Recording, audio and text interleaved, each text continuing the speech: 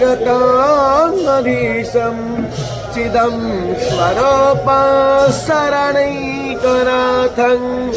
श्रीनीलगोत्राधिपतिवरेण्य सुरेन्द्रवन्द्यं प्रणतोऽस्मि नित्यं शङ्खचक्रं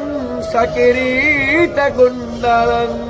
सपीतवस्त्रं शरशिरोभक्षणं